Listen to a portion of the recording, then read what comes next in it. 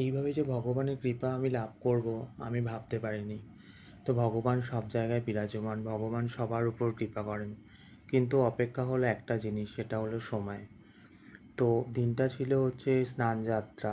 তো আমার এক ভাই আমাকে নিমন্ত্রণ করেছিল তার ঘরের জগন্নাথ দেবের স্নানযাত্রায় আমাকে অংশগ্রহণ করার জন্য।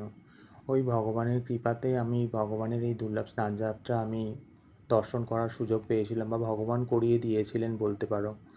তো যাই হোক, আমি গেছিলাম, খুব ভালো লেগেছে। মানে স্বচক্ষে আমি দেখলাম যে ভগবানের এত সুন্দর স্নানযাত্রা, পুষ্পাভিষেক, সব কিছু। আর ভগবানের শৃঙ্গার তো সেটা কিছু বলারই নয়, তোমরা নিজে চোখেই দেখতে পাচ্ছ ভগবানকে এত সুন্দর সাজানো হয়েছে। ভগবান জগন্নাথ দেব, বলভদ্র দেব, সুভদ্রা দেবীকে সবাইকে এত সুন্দরভাবে সাজানো হয়েছে। আর এত রকম ভোগ রান্না করা হয়েছে, তো সেটা তো বলার কথা নয়। তো ইসকনের অনেক ভক্তগণ এসেছিলেন, ভোগ রান্না করেছেন। তো আমার যে ভাই ছিল, তো সেও প্রচুর পরিশ্রম করেছে। তো জানোই তো, একটা ঠাকুরের ভোগ রান্না করতে গেলে বা একটা পুজো করতে গেলে কতটাই পরিশ্রম করতে হয়। তো দেখো, ভগবান তো নিজে হাতে তুলে তো ভোগ খান না। তো ভগবান ভক্তের ভক্তিতেই সে তার কৃপা দৃষ্টি দিয়ে তার ভোগ গ্রহণ করে।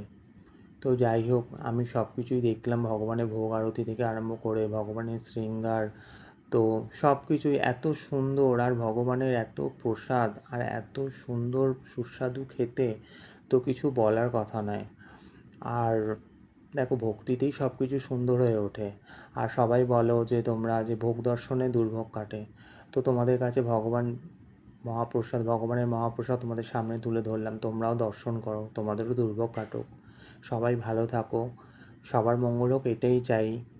আর কিছু তো প্রার্থনা করতে পারবো না, আমি নিজে হাতে করতে তো পারবো না। ভগবানের কাছে এটাই প্রার্থনা করি, সবার ভালো হোক।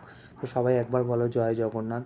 সামনের বছর ভগবান কৃপা করলে আবার যাব, আবার ভগবানের এই দুর্লভ স্নানযাত্রায় অংশগ্রহণ করতে পারবো।